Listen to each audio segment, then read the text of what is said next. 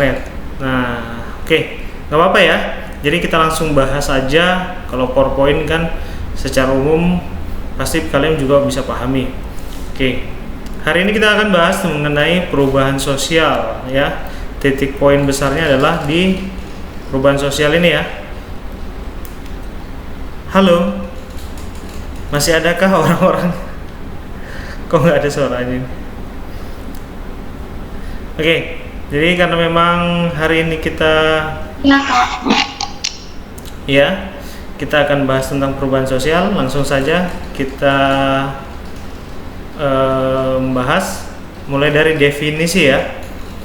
Oke, nah di sini bisa kita pahami perubahan sosial dan modernisasi. Oke, jadi secara umum kalau kita bisa pahami di sini dijelaskan manusia adalah makhluk dinamis yang setiap saat selalu mengalami perubahan. Baik, jadi kalau kita pahami perubahan di sini ada dua kosakata yang bisa kita pahami, yakni adanya sebuah perubahan yang dinamis. Kalau dinamis itu kakak bisa menggambarkan bagaimana sebuah kondisi yang mengalami fluktuasi atau naik turunnya sebuah peradaban di tengah-tengah masyarakat. Jadi kalau misalnya kita pahami tidak adanya sebuah dinamisasi di dalam masyarakat, kita tidak bisa mendefinisikan itu sebagai sebuah masyarakat ya. Nah, contoh daripada dinamisasi yang terjadi di masyarakat adalah perubahan sosial itu sendiri.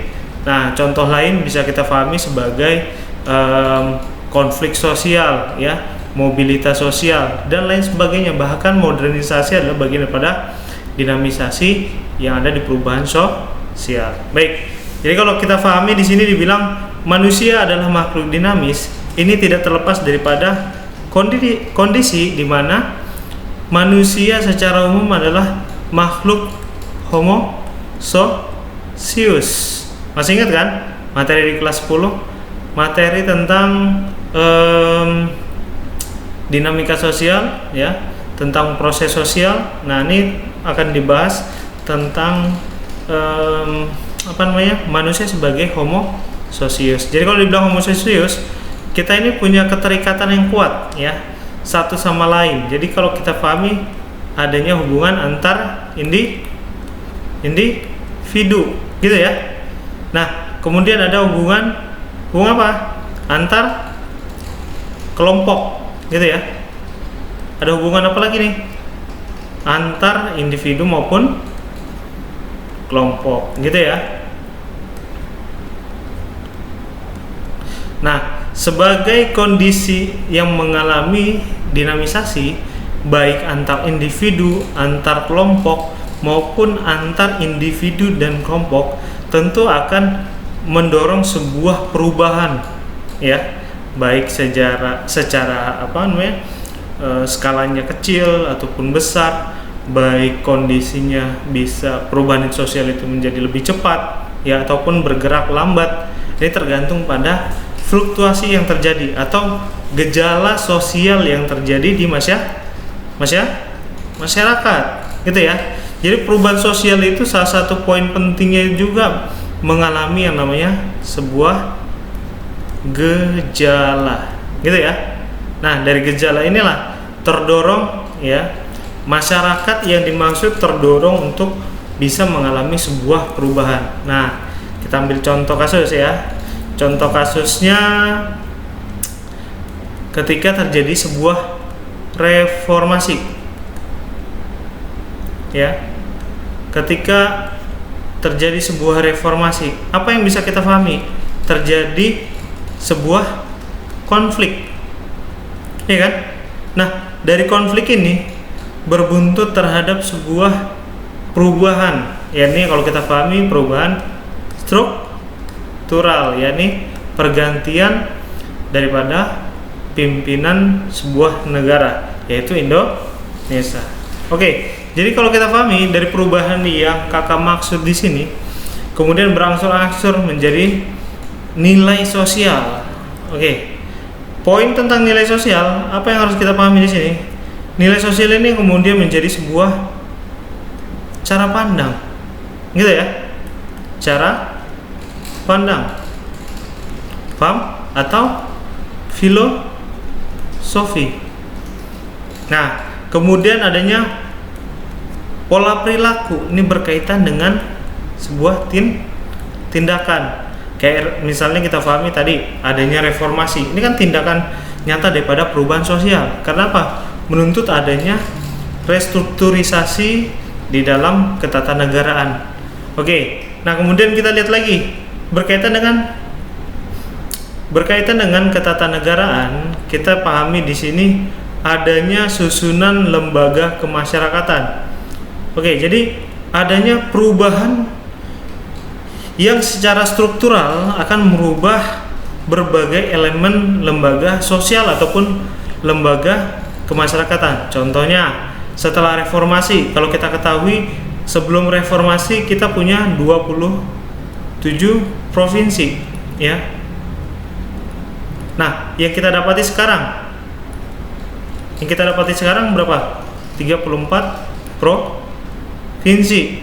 Kemudian juga banyak, kalau kakak bilang contoh lain daripada perubahan susunan kelembagaan kemasyarakatan ini ditandai dengan adanya perubahan nomenklatur daripada lembaga seperti departemen ataupun kementerian, gitu ya. Kementerian. Nah, selain daripada perubahan di sini, kita juga lihat adanya rotasi kekuasaan dan kewenangan, ya. Nah, di sini kita bisa ambil contoh jatuhnya Orba, ya. Orba menjadi masa setelahnya. Nah, oke. Setelah Orba kira-kira masa apa nih? Ya, pasti reformasi, gitu ya.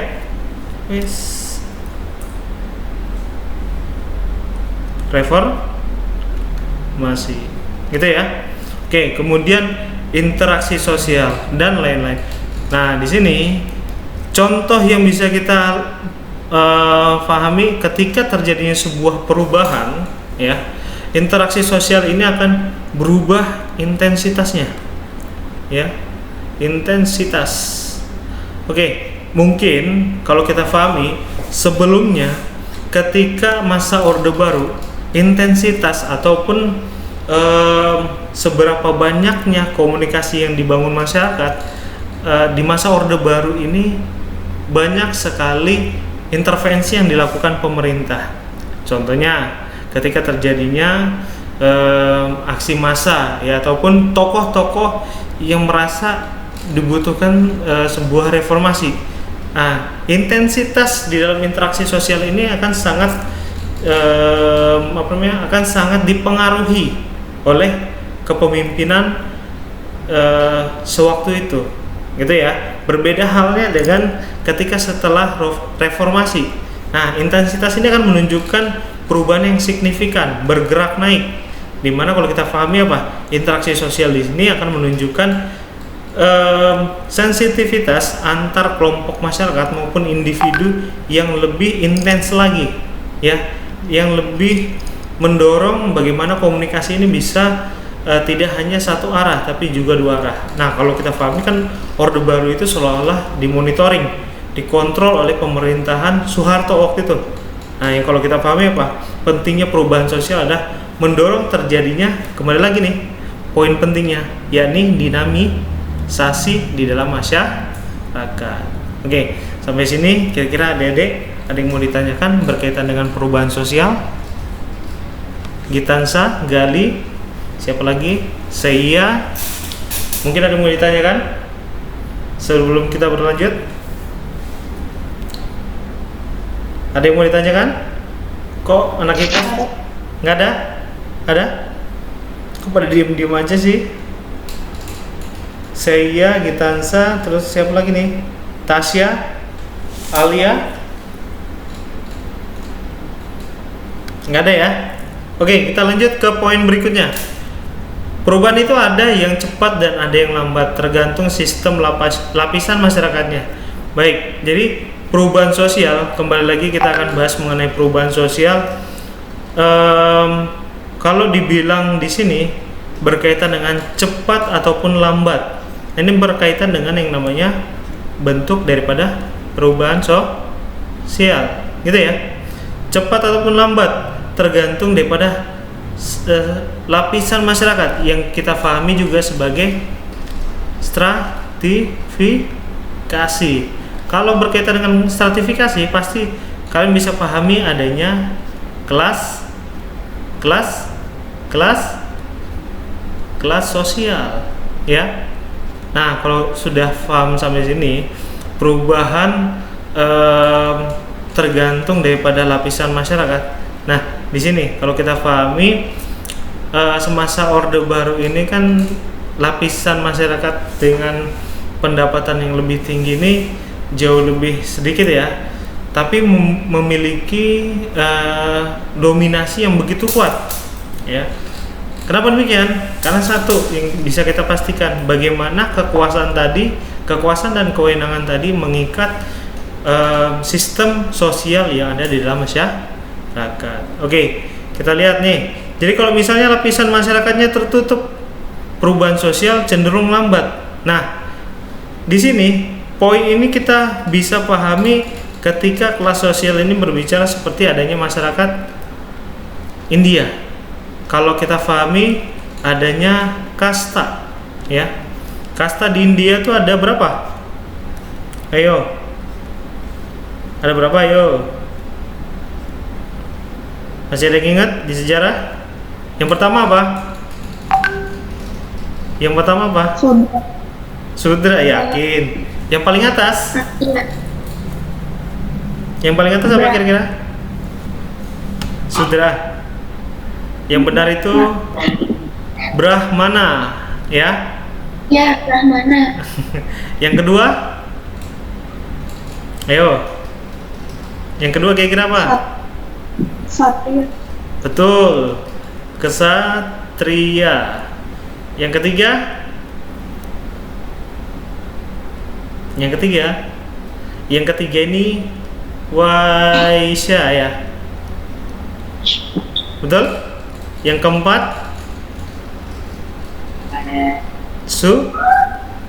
Sudra. Dan yang terakhir, sebetulnya di lapisan masyarakat paling bawah masyarakat India ada yang namanya Paria, ya. Paria atau Dalit, ya. Jadi kaum yang paling rendah yang ada di masyarakat India. Oke, kalau Brahmana itu sendiri bisa dipahami sebagai kelas sosial yang kayak gimana nih? Ayo. Kelas sosial yang dihuni oleh kaum bangsawan dan juga pemuka agama. Jadi kalau di masyarakat India itu resi, ya, ataupun pemuka agama, kalau kayak di Indonesia ustadz, ya, kiai, itu dianggap sangat tinggi kedudukannya, setara seperti pemimpin negara ataupun golongan bangsawan. Oke, kemudian kesatria, kalau kita ketahui mereka yang mengabdikan diri seperti pejabat pemerintahan, gitu ya. Kemudian adanya bala tentara, ya, golongan PNS dan lain sebagainya. Nah, mereka masuk ke dalam kasta yang kedua atau di bawah daripada Brahmana. Kemudian kasta yang ketiga, Waisya. Ada yang tahu Waisya? Ada yang tahu Waisya nggak? Halo. Kalau Waisya ini golongan para pedagang, ya, golongan para pedagang. Kemudian Sudra ini adalah golongan apa nih kira-kira? Buruh dan juga petani, gitu ya. Ada golongan buruh dan ada golongan petani. Sementara Paria ini kasta yang paling bawah, yang kalau kita bisa pahami dia seperti adanya gelandangan, gitu ya. Kemudian rakyat jelata ataupun orang-orang yang mengalami kondisi cacat baik secara mental maupun fisik. Nah, di sini yang bisa kita pahami dari kasta ini, lapisan sosial masyarakat di India itu tertutup. Tertutup kenapa demikian? Karena dianggap bisa menodai agamanya, gitu ya, menodai kepercayaannya. Dimana kalau dia berasal dari kasta Sudra, belum tentu bisa pindah ke kasta yang lebih tinggi seperti golongan Waisyah. Nah ini secara keagamaan sebetulnya masih terjadi di masyarakat India. Namun di masyarakat modern saat ini, masyarakat India itu cenderung merubah sisi sosialnya. Jadi kalau kita pahami nggak seutuhnya ya, di masyarakat India ini mengalami sistem sosial ataupun lapisan sosial yang tertutup. Nah, kita bisa ambil contoh ini sebagai perumpamaan, sebagai penjelasan bagaimana lapisan sosial yang tertutup ini bisa menutup kemungkinan terjadinya percepatan daripada perubahan sosial. Kenapa kakak bilang kayak gitu? Nih kita lihat dari tingginya produktivitas daripada masyarakat India. Mereka kita ketahui sebagai negara yang besar, mereka juga mendorong industrialisasi di setiap lininya, ya. Tapi kenapa mereka mengalami perlambatan dan masih dikategorikan sebagai negara yang berkembang? Karena tidak terlepas daripada apa? Tidak terlepas daripada kasta tadi, perubahan dari satu stratifikasi ataupun satu lapisan masyarakat tidak diperkenankan untuk berpindah. Sehingga apa? Sehingga menutup kemungkinan adanya perubahan sosial yang cenderung cepat. Jadi kalau dia posisinya tertutup, bisa kita pastikan perubahan yang terjadi bakalan lambat. Dan hal sebaliknya, kalau kita ketahui nih, kayak di masyarakat kita, lapisan sosial di masyarakat kita kan cenderung terbuka, ya, sehingga mendorong sebuah perubahan yang cepat. Nah, kenapa Indonesia bisa dikategorikan sama dengan masyarakat India? Nah, di Indonesia tidak bisa mengalami bonus demografi, sementara di India bisa seperti Cina memanfaatkan bonus demografi. Nah, yang menjadi persamaan adalah kondisi masyarakat Indonesia dan masyarakat India yang masih dikategorikan sebagai negara berkembang. Nah, ini menjadi tanda tanya besar yang harus kalian pikirkan dari sekarang, bagaimana bisa memaksimalkan potensi dalam diri. Gitu ya Dede ya. Kita berlanjut ke slide berikutnya. Nah, ini ada beberapa definisi perubahan sosial yang secara khusus dijadikan beberapa referensi ya bagi beberapa sumber sosiologi yang membahas tentang perubahan sosial. Oke, seperti Macionis ya, Macionis. Perubahan sosial diartikan sebagai transformasi dalam organisasi masyarakat, dalam pola berpikir dan dalam berperilaku pada waktu tertentu. Oke, jadi poin pentingnya di sini kita pahami pada waktu tertentu. Ingat penjelasan kakak tadi, perubahan sosial ya, kondisi sosial masyarakat kita akan mengalami fluktuasi ataupun gerak naik turun, gitu ya. Sama seperti kehidupan, roda ini berputar, kadang kita di atas, kadang kita di bawah. Jadi kondisi masyarakat Indonesia juga mengalami hal yang sama, gitu ya. Tidak hanya kelompok maupun individu, setiap negara dimanapun akan mengalami fluktuasi. Ya, kondisi ini yang kemudian mendorong sebuah perubahan sosial. Nah, kita kembali lagi. Di sini dibilang waktu tertentu. Kita lihat, ketika Indonesia pada masa lampau, ya, kita pernah mengalami kejayaan, ya, dimana kita ketahui salah satu kejayaan yang terbesar adalah ketika berkembangnya kerajaan Majapahit. Nah, kita ketahui juga setelah kemerdekaan, ya, kita kenal baik dengan Orde Baru, ya, di mana Orde Baru juga dianggap sebagai sebuah perubahan sosial awal mulanya, ya, karena konsepnya waktu itu adalah membangun industri demi kemajuan dan keberadaban bangsa.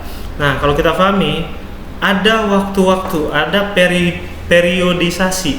Kalau kakak bilang gambarannya seperti ini, ya, jadi ada timeline, ada poin-poin penting sebuah bangsa ataupun kelompok masyarakat itu akan mengalami perubahan, ya, ada transformasi, gitu ya. Nah, nanti kita akan bahas tentang teorinya. Ini berkaitan dengan teori evolusi, gitu ya. Oke, kita kembali ke poin yang kedua. Peirce sendiri mengartikan sebuah perubahan sosial ya berkaitan erat dengan yang namanya modifikasi atau transformasi dalam pengorganisasian masyarakat. Jadi kembali lagi ada transformasi, tapi yang menjadi berbeda adalah modifikasi di sini. Nah, modifikasi sendiri tidak bisa dilepaskan dari ada yang namanya sebuah inovasi. Munculnya inovasi ini didorong dari apa? Dari adanya perkembangan ilmu pengetahuan, gitu ya. Jadi tanpa adanya sebuah perkembangan ilmu pengetahuan, kita bisa pastikan perubahan sosial akan mengalami perlambatan. Jadi semakin banyak dikembangkannya ilmu pengetahuan ya, semakin banyak pula kita mengalami kemudahan. Contoh, kita pahami kalau dulu kakak masih ngerasain yang namanya telepon genggam seluler itu yang jadul banget ya, yang jadul banget sampai yang sekarang itu kita bilang smartphone.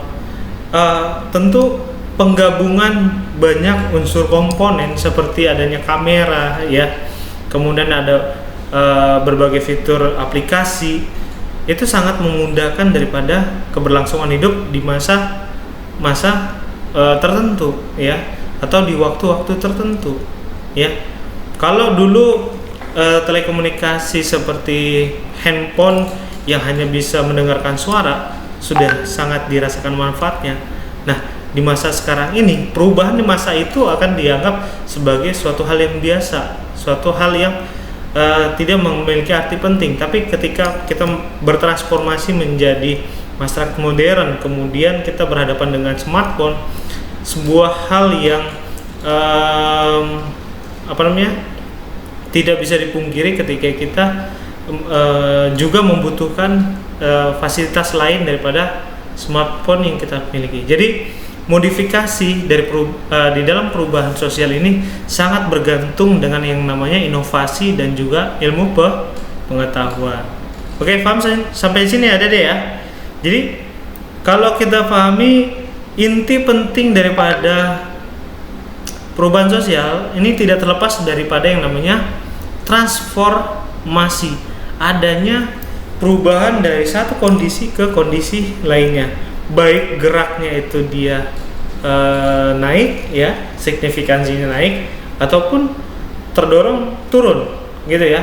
Ini tergantung daripada pola perilaku masyarakatnya, tindakan apa yang diambil, kemudian dampak apa yang bisa dipahami di dalam masyarakat itu sendiri.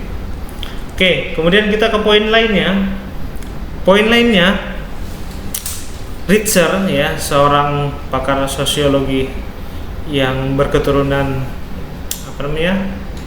Jerman, kelahiran Surabaya, juga mendefinisikan sebuah perubahan sosial.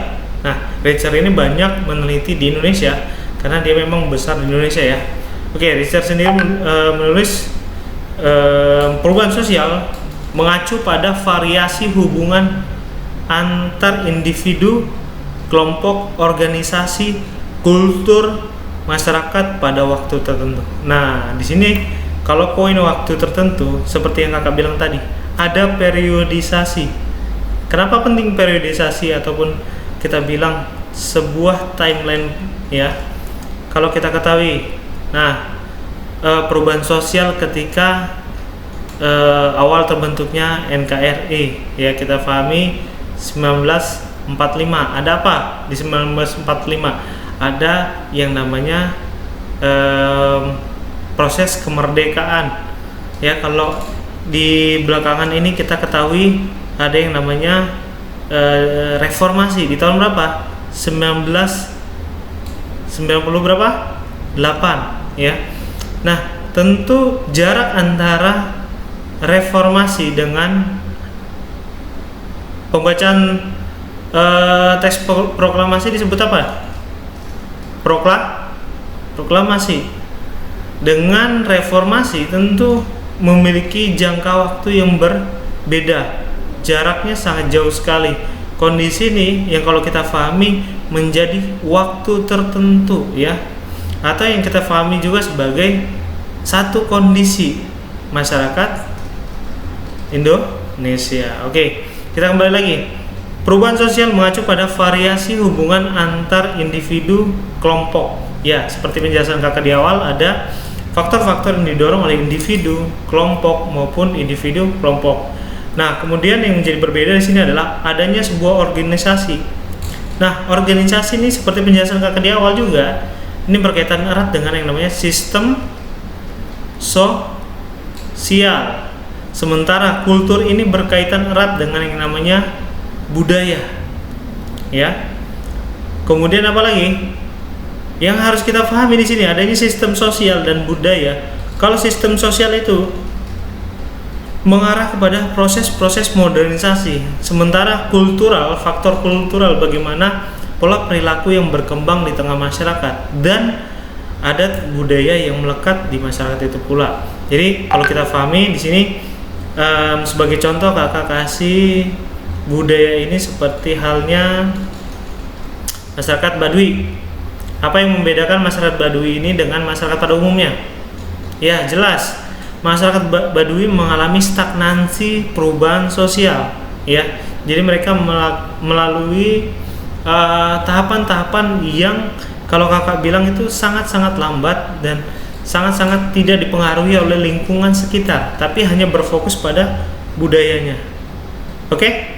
Paham adik-adik?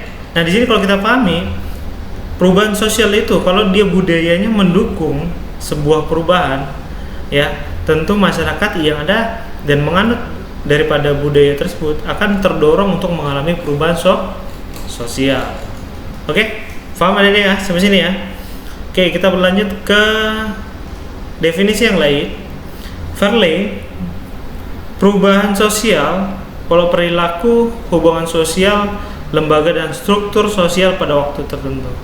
Oke, jadi kalau kita pahami, Verley ini menjelaskan adanya pola perilaku. Jadi lebih kepada sebuah tindakan, ya, tindakan dan bagaimana hubungan sosial di dalamnya.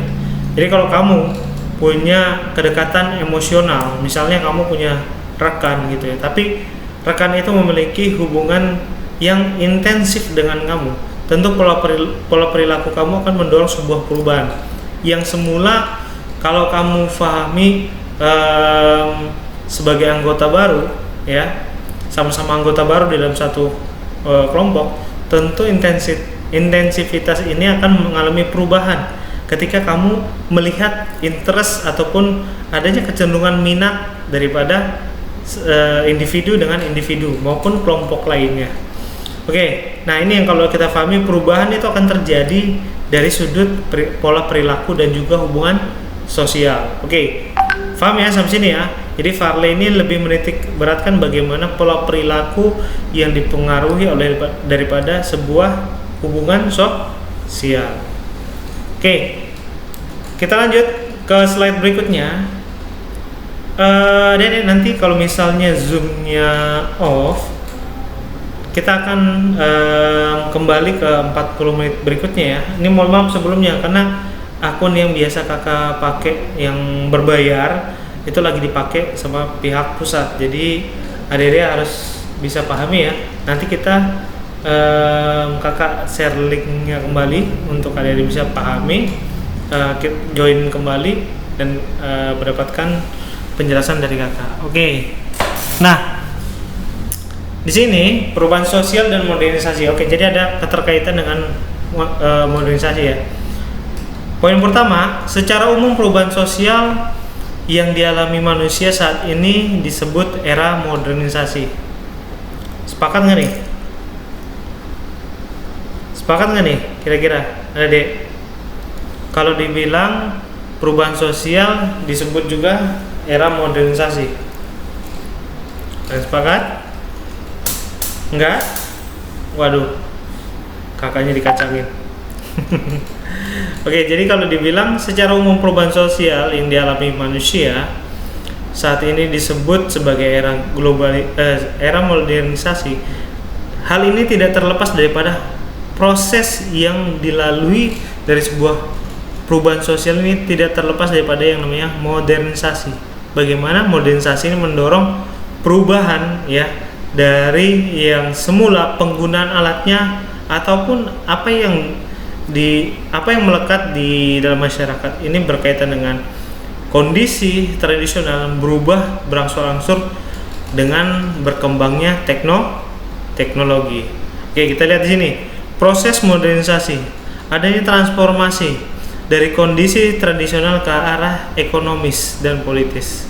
Oke, ekonomis dan politis ini tidak terlepas daripada bagaimana alat-alat modern ya kemudian diperjualbelikan untuk bisa memperbaharui sebuah faktor produksi.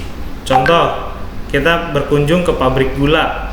Mungkin di zaman kerajaan dulu, pabrik gula itu diolah secara konvensional menggunakan hewan-hewan seperti kerbau untuk menggiling tebu dan lain sebagainya. Tapi kita ketahui ketika masuknya era modernisasi, banyak mesin-mesin canggih datang dari luar negeri ataupun diproduksi dalam negeri sendiri yang kemudian menjadi nilai ekonomis. Nah, nilai ekonomis ini kan kalau kita pahami menjadi sebuah nilai lebih ya, karena bisa mendorong faktor produksi yang lebih menguntungkan. Paham adik-adik sampai sini ya? Dan di sini proses modernisasi juga bersifat politis. Nah, kenapa demikian? Kalau kita ketahui faktor modernisasi bersifat politis ini tidak terlepas daripada bagaimana pengaruh suatu negara terhadap negara lainnya. Ya, ini faktor yang paling dilematis sebetulnya ketika kita mencoba untuk mendapatkan transformasi ataupun serapan ilmu ya, tapi kita harus mengikuti ataupun terikat dengan satu negara. Oke, kita kembali lagi. Dari proses modernisasi ini berujung ataupun dapat direalisasikan dengan sebuah teknologi. Paham ya? Jadi keterikatan antara modernisasi dengan teknologi seperti yang kakak jelaskan di slide berikutnya ini tidak terlepas daripada ilmu dan pengetahuan. Jadi kalau suatu negara tidak mengalami proses perkembangan ilmu dan pengetahuan atau mengalami perlambatan signifikansi daripada perubahan sosial, dia akan mengalami stagnansi atau berhentinya atau melambatnya sebuah proses modernisasi ataupun proses perubahan sosial. Gitu ya. Seperti contohnya apa tadi yang kakak jelaskan? Contohnya adalah masyarakat Baduy ataupun masyarakat yang ada di pelosok sana ya, seperti masyarakat Papua yang ada di pedalaman, kemudian masyarakat Kajang ya, kemudian ada masyarakat apa lagi nih, kalau di Sumatera ada orang Kubu ya, orang Rimba dan banyak lainnya. Oke, kemudian kita lihat di sini ada syarat modernisasi. Yang pertama, cara berpikir yang alamiah. Syarat modernisasi, ini mungkin bukan alamiah ya. Ini kita anulir dulu ya. Cara berpikir ilmiah, ya. Kenapa kakak bilang ilmiah? Karena dengan cara berpikir ilmiah kita dituntut untuk melakukan sebuah proses mencari temukan, kemudian mengembangkan sebuah keilmuan, gitu ya. Kalau dibilang ilmiah tentu berkaitan erat dengan proses saintifik atau kalau kita pahami melakukan sebuah sistem. Nah, ini poin bawahnya berkaitan dengan analisa yang kemudian adanya sebuah metodologi, gitu ya, mencari temukan sebuah fakta, kemudian adanya sebuah data. Ini menjadi sebuah syarat ya adanya faktor-faktor modernisasi. Kenapa demikian? Kalau kita ketahui nih modernisasi masa lampau ketika masa-masa kerajaan, ketika berkembangnya masyarakat, kakak bilang masyarakat Timur Tengah ya, pertama kali ditemukannya roda ya. Sebelum ditemukannya roda kan masyarakat sangat kebingungan untuk memindahkan satu barang yang besar ke tempat yang lainnya. Nah, ini ketika ditemukannya sebuah roda sangat membantu dan memobilisasi perubahan di masyarakat waktu itu.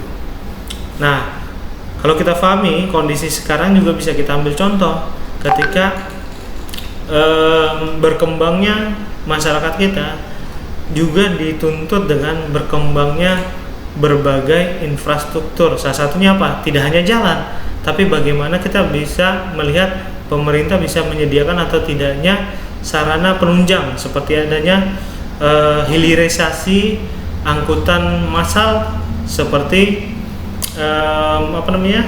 MRT ya, Transjakarta dan sebagainya. Nah, tentu di sini pemerintah harus memiliki data, memiliki fakta yang bisa dikaji secara ilmiah, gitu ya.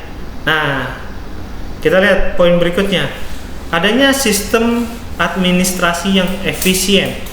Kalau adanya sistem administrasi, tentu kalau kita pahami data ini sangat membutuhkan pencatatan. Jadi semuanya dicatat, semuanya diinventarisir, gitu ya, bahasa kakak ketinggian. Nah, bisa diartikan sebagai sebuah pencatatan. Jadi adanya sebuah perubahan baik secara sosial ataupun perubahan di penemuan perkembangan teknologi itu sendiri, semua mengalami pencatatan. Nah, di mana dari pencatatan tersebut akan ditemui beberapa fakta dan bisa dilakukan inventarisir untuk mendapatkan sebuah data. Datanya itu seperti apa? Nah, datanya itu bisa seperti pendeskripsian ataupun bisa melalui data statistika. Jadi misalnya apa? Kita lihat faktor modernisasi, dibutuhkannya smartphone tentu melalui proses kajian yang panjang. Salah satunya apa? Nah, kalau kita ketahui kompleksnya kebutuhan masyarakat saat ini ditentukan oleh kebutuhan lainnya seperti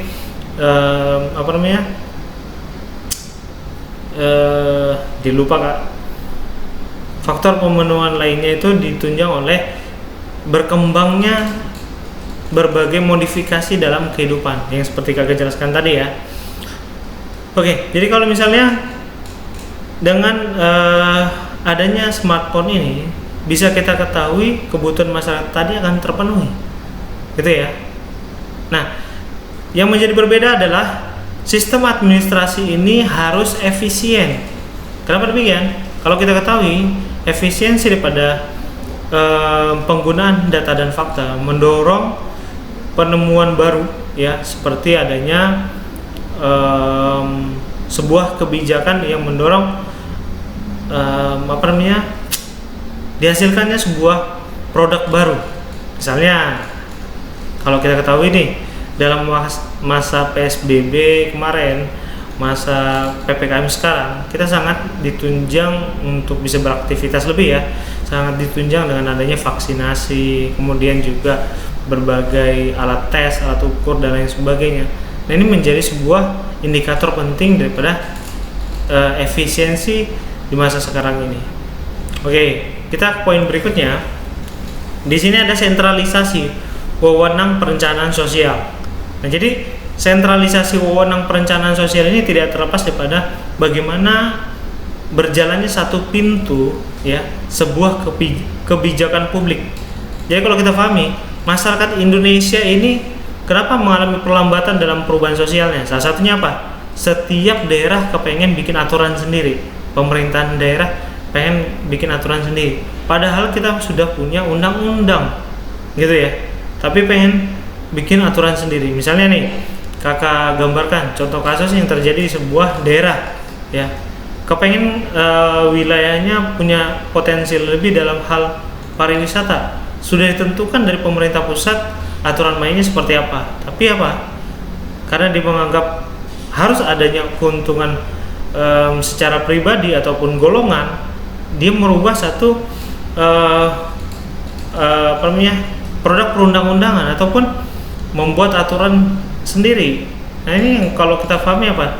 Tidak sinkronnya antara pemerintah pusat dan juga pemerintah daerah. Tentu investor juga tidak akan bisa melirik sebuah tinjauan daripada perkembangan daerah tersebut. Nah, ini yang kalau kita pahami apa? Mesti adanya sentralisasi. Sentralisasi itu penting untuk menyatukan suara sehingga bisa meminimalisir adanya konflik yang terjadi dalam masyarakat, gitu ya. Oke, kemudian poin berikutnya, ada iklim yang mendukung perubahan baru. Nah, iklim ini seperti yang kakak jelaskan barusan, seperti adanya payung hukum atau produk perundang-undangan. Kalau kita pahami, iklim ataupun produk perundang-undangan bisa memayungi atau bisa melindungi siapapun ya, baik itu dia warga negara Indonesia ataupun warga negara asing ataupun lembaga asing maupun lembaga swasta yang ada di Indonesia, bisa mendorong investasi permodalan sehingga mendorong perubahan yang ada di lingkungan tertentu ya atau daerah tertentu. Nah, contoh lain kalau kita bilang iklim yang mendukung seperti halnya tadi, bagaimana stratifikasi? Stratifikasi ini kalau dia bersifat tertutup, yang kita temui seringkali apa? Seringkali kita mengalami perlambatan dan mengalami berbagai permasalahan, gitu ya. Oke, kita ke poin berikutnya. Nah, di sini kita bisa lihat adanya disiplin yang tinggi dan adanya aturan main. Nah, kalau aturan main sudah kita bahas tadi. Kemudian kita lihat di sini disiplin yang tinggi. Jadi masyarakat modern itu juga identik dengan adanya disiplin yang tinggi. Contohnya apa? Dia tepat waktu, ya, efisien, kemudian komunikatif dan lain sebagainya. Ingat, disiplin yang tinggi ini sangat dituntut di masyarakat modern seperti masyarakat perkotaan, ya. Berbeda dengan masyarakat pedesaan.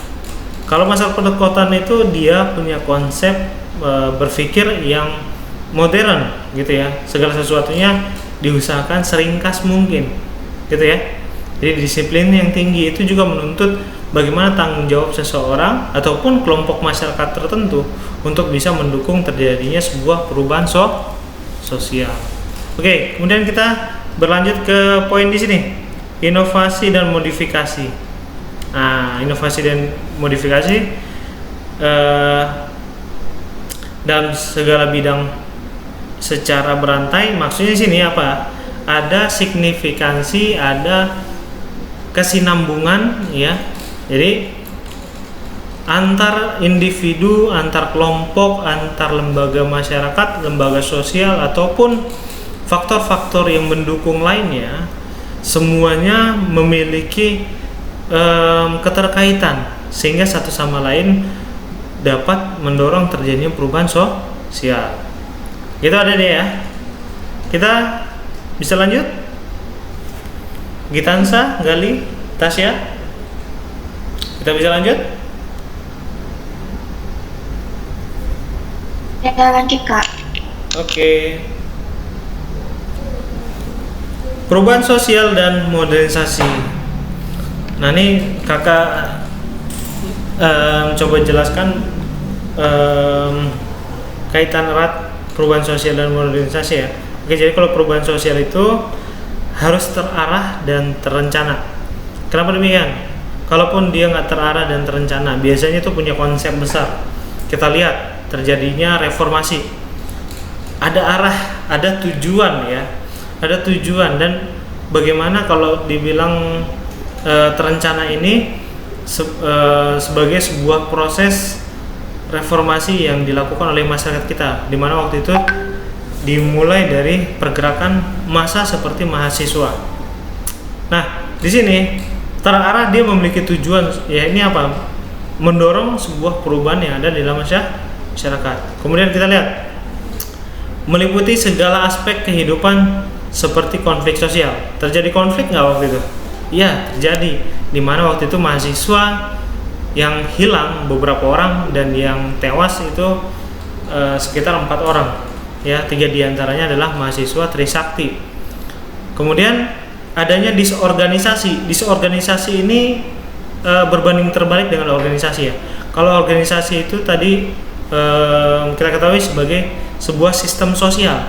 Tapi ketika perubahan terjadi, nah, perubahan ini akan berangsur-angsur mengalami pergeseran, gitu ya.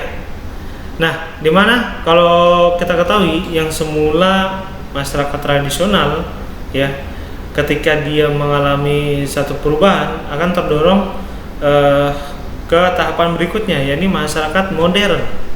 Nah, ketika sudah mengalami perubahan kondisi masyarakat modern, dia akan memahami berbagai faktor-faktor penentu seperti adanya nilai sosial, ya.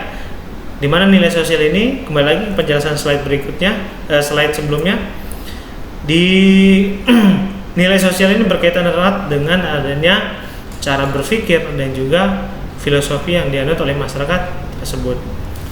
Oke. Kemudian adanya problema sosial, bagaimana permasalahan sosial. Nah, problema sosial ini, permasalahan sosial bisa juga mendorong, ya, seperti halnya kesenjangan sosial ataupun ketimpangan sosial, adanya orang miskin dan orang kaya, ya, di mana orang miskin ini seringkali menjadi sorotan dan pembandingannya adalah orang kaya, di mana orang kaya dianggap memiliki satu ketimpangan yang jelas terhadap rakyat pada umumnya. Oke, nah kemudian transportasi dan lain sebagainya. Oke, kita ke poin berikutnya, ada modernisasi bukan westernisasi ataupun reformasi. Nah, di sini kakak jelaskan poin penting di sini adalah pembedaan tentang apa yang dimaksud dengan modernisasi dan westernisasi atau reformasi. Nah, westernisasi ini atau yang dianggap masyarakat kita sebagai reformasi, bagaimana perbedaan modernisasi ini dengan sebuah budaya kebarbaratan, ya. Reformasi itu kan bagaimana menuntut hak-hak yang ada di masyarakat, gitu ya, dimana terdorong bergejolaknya masyarakat untuk mencapai tujuannya, sementara modernisasi hanya sebagai alat, gitu ya. Jadi westernisasi ini bisa ditunjukkan sebagai sikap ataupun tindakan yang dari masyarakat, ya, bersifat sosial maupun politis.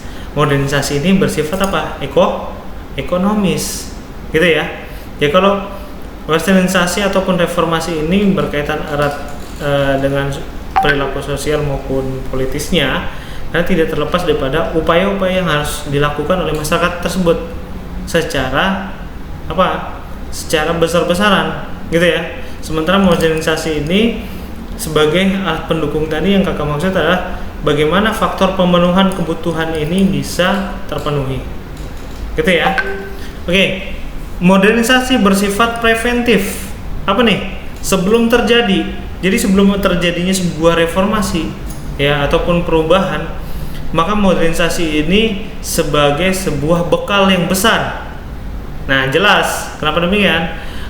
Karena kita ketahui ilmu pengetahuan menjadi dasar daripada sebuah pemikiran, gitu ya, sebuah pemikiran panjang, dimana dari pemikiran ini akan mempengaruhi tindakan dan perilaku yang ada di dalam masyarakat, gitu ya.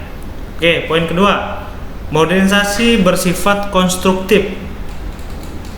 Kalau kita pahami modernisasi bersifat konstruktif ini, berarti modernisasi mendorong sebuah proses pembangunan, gitu ya, baik pembangunan secara infrastruktur, suprastruktur, ya.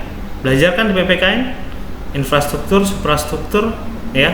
Ya, kalau suprastruktur itu udah seperti tatanan kenegaraan, ya. Kalau misalnya infrastruktur seperti adanya masyarakat, ya.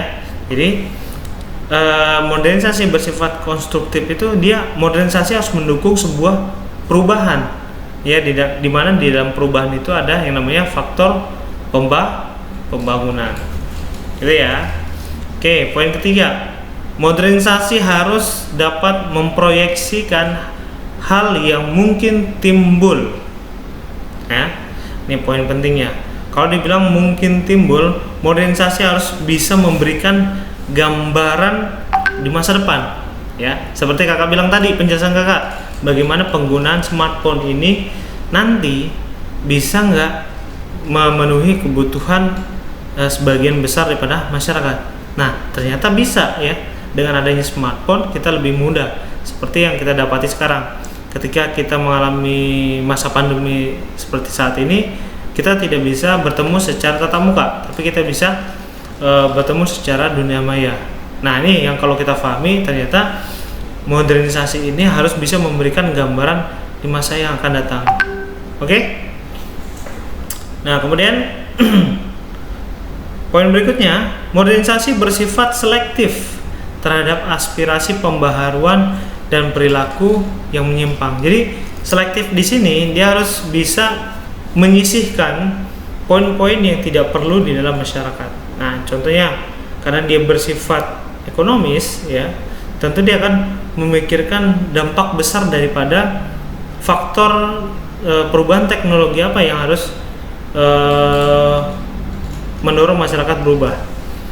Nah, kalau di sini kita pahami adanya smartphone ini menghindarkan meminimalisir daripada perilaku menyimpang. Walaupun kita ketahui juga banyak juga melalui smartphone tindak perilaku menyimpang. Nah, tapi di sini bisa diminimalisir dengan dengan menyeleksi poin-poin penting yang ada di dalam masyarakat. Contohnya ketika penggunaan smartphone ini digunakan secara bijak, tentu kalau kita pahami modernisasi dapat beriringan dengan masyarakat yang tentunya juga berpola perilaku modern dan juga punya cara berpikir yang modern. Jadi secara utuh dia ketika berhubungan dengan smartphone, kebutuhannya adalah komunikasi, ya, kemudian dokumentasi dan lain sebagainya. Jadi penggunaannya tidak disalahartikan seperti yang kita ketahui. Nah, kalau kita ketahui kan banyak perilaku menyimpang ya tentunya ya.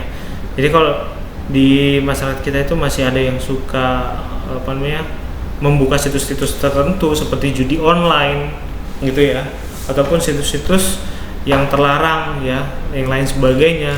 Tentu ini menjadi kontradiktif dengan definisi yang ataupun poin yang ada di sini.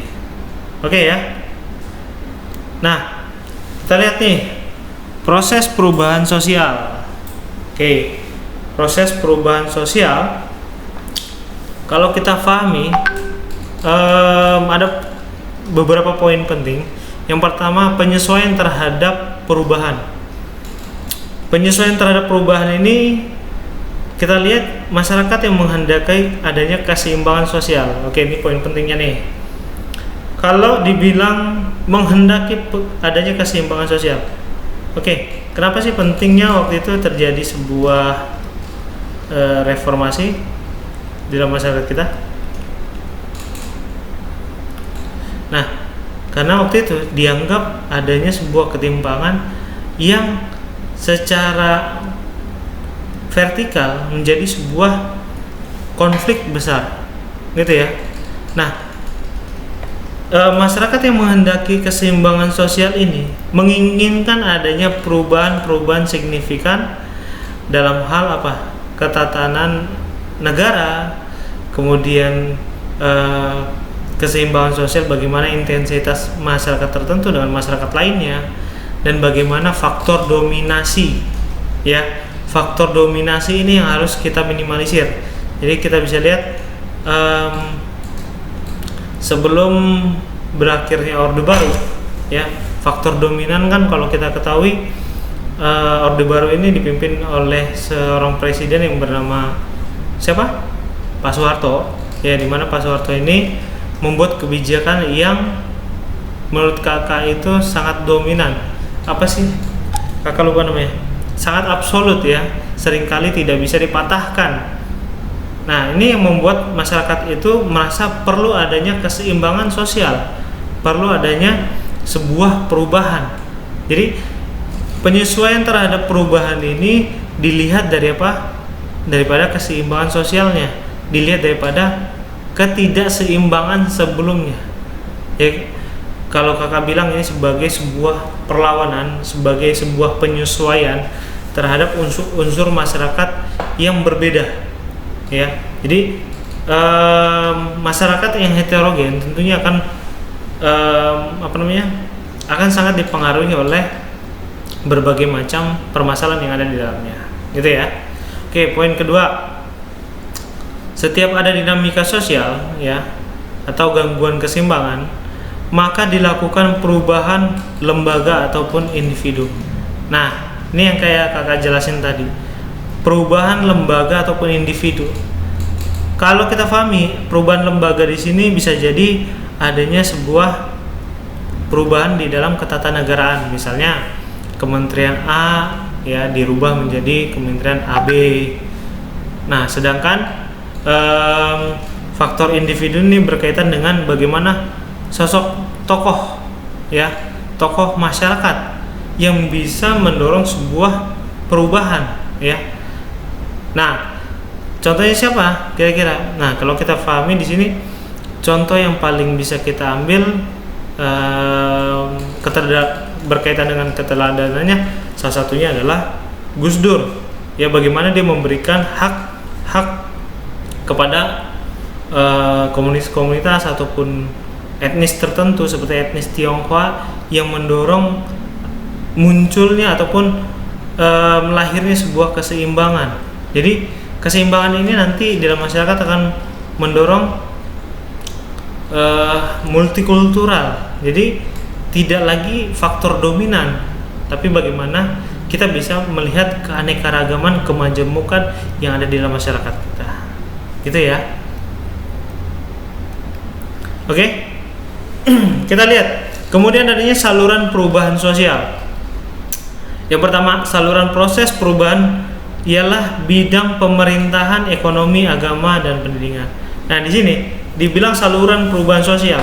Saluran perubahan sosial itu sama seperti logikanya ya, logika berpikirnya sama seperti saluran mobilitas sosial.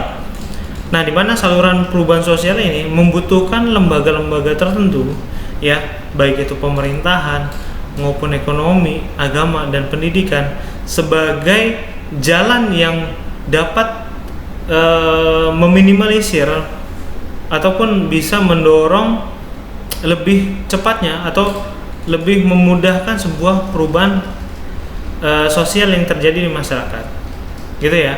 Ya kalau dibilang saluran, kita pahami nih logikanya ya. Ketika kamu punya pipa PDAM, kamu tentu akan berpikiran pipa PDAM ini harus dialirkan kemana aja selain kamar mandi, ya. Nah, ini penting ketika kita punya kebutuhan, kita harus bisa memprediksikan. Ternyata tidak hanya di kamar mandi, di lantai 2, ya, di toren, kemudian di mana lagi, di halaman depan untuk menyiram tanaman dan lain sebagainya. Nah, ini logika yang kemudian kita harus pahami ketika saluran perubahan sosial ini ada di tengah masyarakat kita. Jadi tidak hanya melalui satu unsur ataupun satu lembaga ataupun satu bidang sosial saja, tapi harus bisa menyentuh ke seluruh elemen yang ada di dalam masyarakat. Jadi perubahan sosial tadi tidak akan memiliki dampak negatif, gitu ya. Tapi tidak memiliki dampak negatif yang dominan, tapi memiliki dampak positif yang dominan, gitu ya. Kemudian saluran yang efektif tergantung pada lembaga yang dominan dan dijunjung masyarakat. Nah, di sini definisi dominan ini menjadi berbeda, ya. Dimana definisi dominan di sini bagaimana peran pemerintah, ya, ataupun tokoh masyarakat ataupun lembaga sosial yang dianggap memiliki peranan tertentu juga bisa mendorong sebuah perubahan sosial. Contoh, kalau kita pahami yang paling kecil ya di tingkat kelurahan, kalau kalian pernah lihat adanya bank sampah. Nah, di mana bank sampah ini mendorong masyarakat itu untuk lebih cinta terhadap lingkungan. Nah, ini kalau kita pahami apa? Mendorong perubahan sosial enggak? Iya, tentu mendorong, gitu ya. Kemudian kita lihat lagi poin yang ketiga, adanya disorganisasi. Seperti penjelasan kakak tadi, disorganisasi ini kembalikan pada organisasi ya. Kalau organisasi berkaitan dengan sistem sosial, kalau dis ini di luar daripada orientasi sistem sosial, berarti adanya sebuah perpecahan ya, ataupun adanya sebuah peperangan ataupun yang kalau kita pahami sebagai bentuk daripada konflik sosial. Oke. Nah, di mana proses perubahan sosial ini akan mengalami disintegrasi dan reorganisasi. Jadi disintegrasi ini akan mendorong sebuah perpecahan. Nah, ketika kita reformasi, muncul berbagai gerakan separatis, ya seperti adanya di Aceh, kemudian di Papua, ya, kemudian yang lebih besar lagi adanya dorongan untuk memerdekakan diri seperti Timur Timur. Nah, tentu hal ini akan mendorong satu kondisi yang mendorong masyarakat kita itu lebih terbuka, gitu ya. Kenapa demikian? Ya jelas, karena kondisi yang muncul seperti terjadinya aksi separatis tentu akan memberikan satu kondisi masyarakat itu harus bisa mengevaluasi lingkungan sekitarnya, gitu ya. Dimana gerakan separatis ini sebagai cerminan daripada masyarakat kita. Berarti ada yang kurang daripada gerak pemerintah, gerak masyarakat kita yang harus diperbaharui. Kenapa demikian? Ya, karena mereka mungkin tidak mendapati apa yang kita rasakan di Pulau Jawa ataupun di wilayah-wilayah sentral. Nah, Aceh itu adanya di mana? Aceh itu ada di paling ujung sebelah barat barat laut. Sementara Timur Leste di wilayah paling tenggara dan Papua di paling timur, di mana mereka punya keterbatasan. Di mana keterbatasan ini harus menjadi tinjauan bagi pemerintah pusat maupun masyarakat Indonesia sendiri untuk dapat berperan aktif menjaga sebuah perubahan sosial. Jadi perubahan sosial dalam skala besar tentu akan menuntut sebuah perubahan seperti reformasi, tapi secara kecil juga harus kita pahami sebagai perubahan yang menuntut ke arah keseimbangan, gitu ya. Oke, kita lihat lagi. Jika nilai budaya pudar, maka timbul persoalan sosial. Ya, ketika kita menemui perbedaan antara masyarakat perkotaan dengan masyarakat pedesaan, tentu ada signifikansi yang sangat jelas di mana muncul ketimpangan antar budaya, gitu ya. Di mana masyarakat perkotaan ini cenderung mengenal budaya yang lebih moderat, gitu ya. Tidak hanya sekedar mengenal budaya ataupun identitas dalam dirinya, tapi mereka bisa melihat bagaimana perkembangan zaman yang sedang terjadi ataupun di kondisi mereka saat ini. Nah, dimana kalau kita pahami masyarakat pedesaan mengalami hal yang berbeda, ya.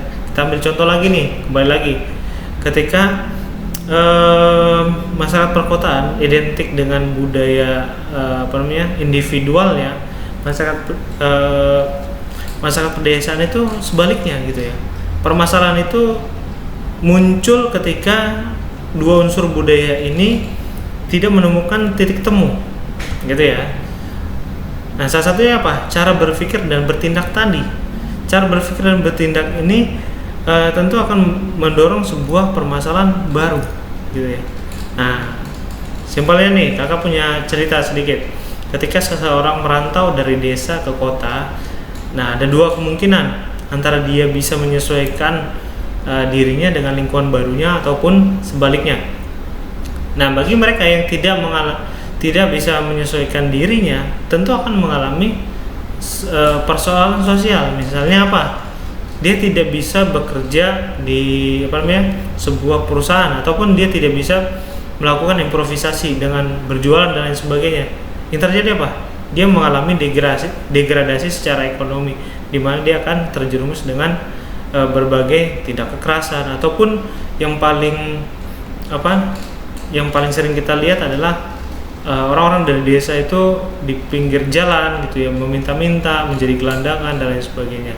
Ini yang kemudian kalau kita pahami sebagai persoalan sosial. Oke, kemudian kita lihat lagi.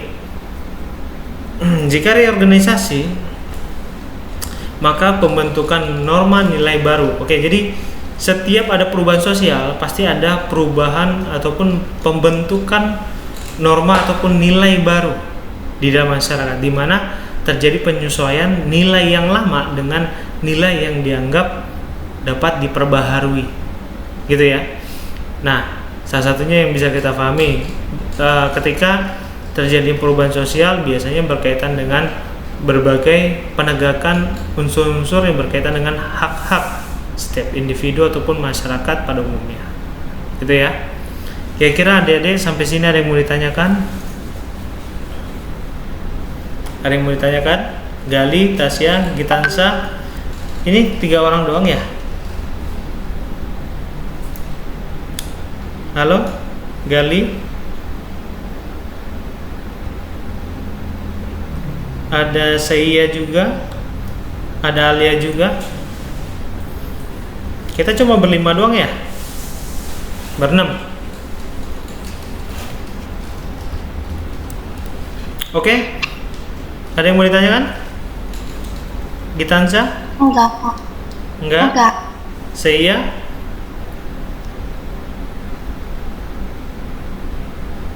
Wah, masih tidur dia. Oke, kalau nggak ada yang ditanyakan, mungkin nanti ada yang mau ditanyakan melalui chat ya, atau kalian ada yang punya tugas seperti matematika dan lain sebagainya, kalian bisa juga menghubungi kakak. Nanti kakak bisa berikan ke kakak pengajar dan lain sebagainya.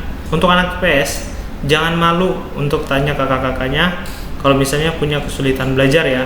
Jadi tidak hanya sosiologi, sejarah yang kakak pegang, tapi kalian kalau punya tugas seperti ekonomi ya, seperti MTK ataupun tugas-tugas yang menurut kalian itu agak susah di beberapa nomor soal, kalian boleh konsultasikan ke kakak-kakaknya ya, baik ke Kak Rahma, ke Kak Bara ya. Kak Bara ini ambil nama Baranya dari marganya ya, marganya si Barani gitu ya. Oke, kalau tidak ada yang ditanyakan, kakak sudahi pertemuan kita kali ini dengan lafaz hamdalah. Alhamdulillahirrabbilalamin. Billahi taufiq wal hidayah. Wassalamualaikum warahmatullahi wabarakatuh. Thank you untuk semua. Makasih Kak. Yuk, sama-sama. Makasih Kak. Yuk.